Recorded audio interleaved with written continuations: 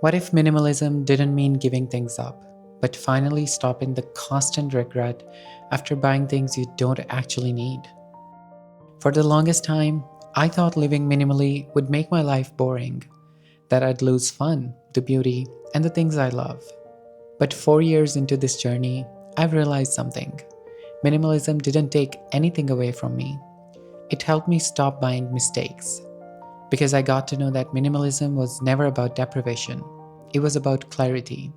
It wasn't about owning less just for the sake of owning less.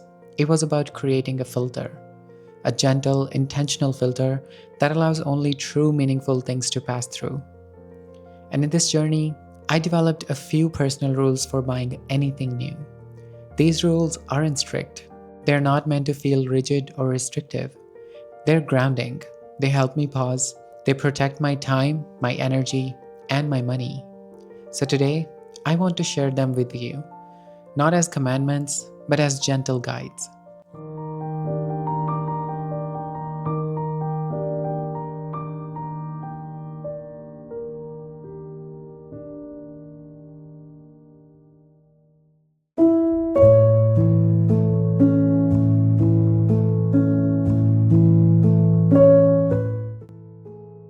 This is the rule that changed everything for me.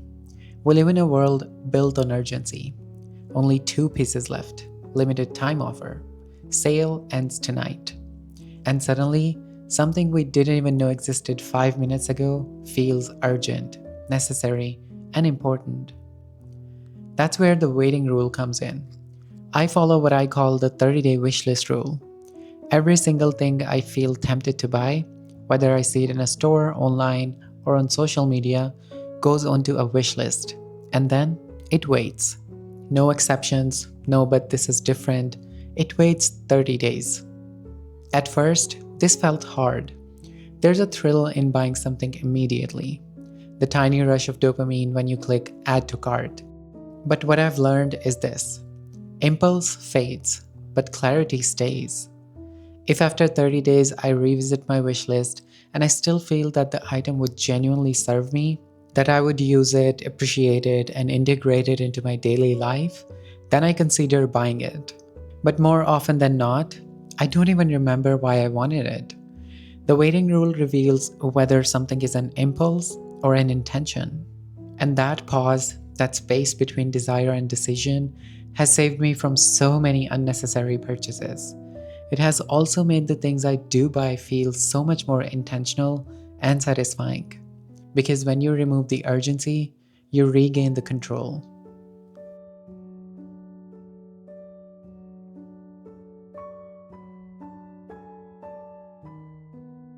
This rule is simple but powerful. I don't buy duplicates. I only replace. There are so many things in life that are just nice to have. A new mug because it's cute, another pair of jeans because they're trendy, a new kitchen gadget because it promises to make life easier. But over time, those nice to have items quietly become clutter. So I made a commitment to myself. If something isn't broken, worn out, or truly used up, I don't replace it. But if a kitchen utensil breaks, I replace it. If my shoes are worn down beyond repair, I replace them. If I've genuinely used up a skincare product and loved it, I replace it. But if I already have 5 pairs of jeans sitting in my closet and some of them haven't been worn in months, then I don't need another pair. This rule forces honesty. It makes you look at what you already have. It makes you appreciate it. It makes you use it fully. And something beautiful happens when you stop chasing more. You start appreciating what's already yours. The replacement rule teaches contentment, it teaches gratitude, and it slowly transforms your relationship with consumption from constant acquiring to mindful maintenance.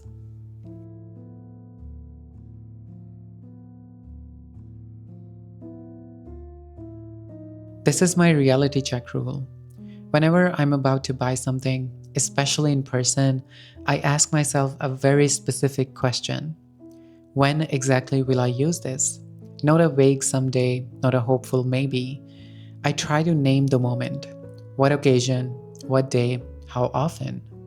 If I can clearly picture where and how this item fits into my real life, not my fantasy life, then it might belong with me.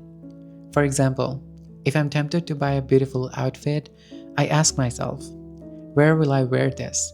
Do I attend events like that? How often? Does it match my current lifestyle? Or if it's a home decor item, where will it go? Does it fit the space? Will I enjoy seeing it daily? So many purchases are made for a version of ourselves that doesn't exist yet. The person who wakes up at 5 a.m. every day. The person who hosts elaborate dinner parties. The person who goes to the gym 6 days a week. There's nothing wrong with growth, but buying tools for habits we haven't built yet often leads to clutter and guilt. The use rule keeps me grounded in my present reality. It asks me to honor who I am today, not who I imagine I might be someday. And when you buy things for your real life, not your imagined one, your space starts to feel authentic. It reflects you, not your aspirations, not your insecurities, just you.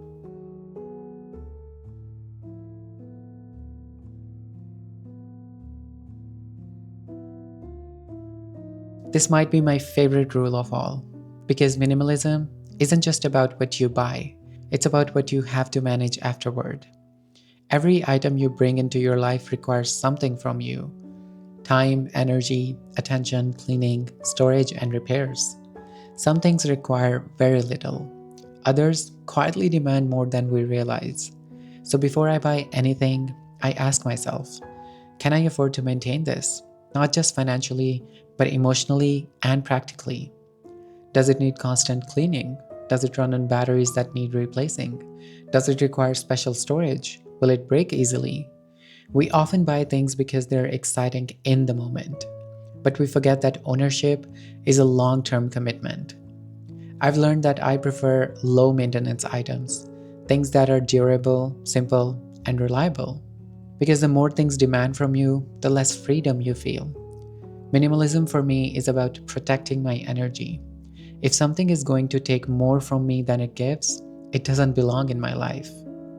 This rule alone has helped me avoid so many trendy, fragile, and high maintenance items that would have ended up bringing more stress than joy.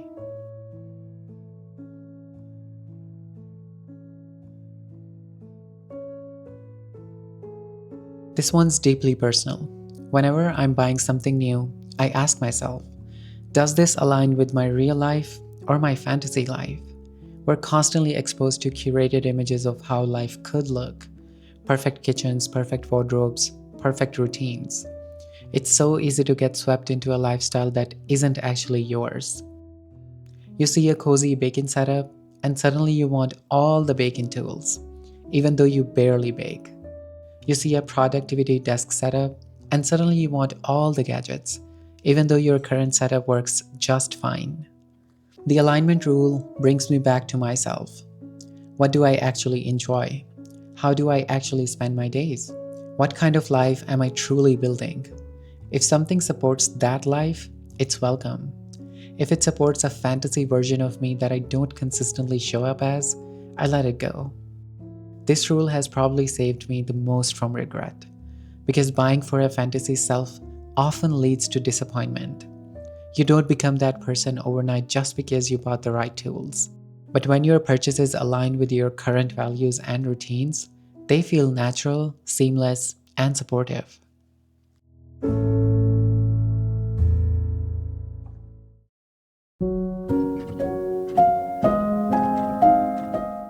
Following these rules has completely changed the way I relate to stuff. I don't see shopping as entertainment anymore. I don't see sales as opportunities. I don't see trends as invitations. I see purchases as commitments. And here's the beautiful part: minimalism didn't stop me from buying things, it helped me stop buying mistakes. I still buy clothes, I still buy home items, I still upgrade things when needed.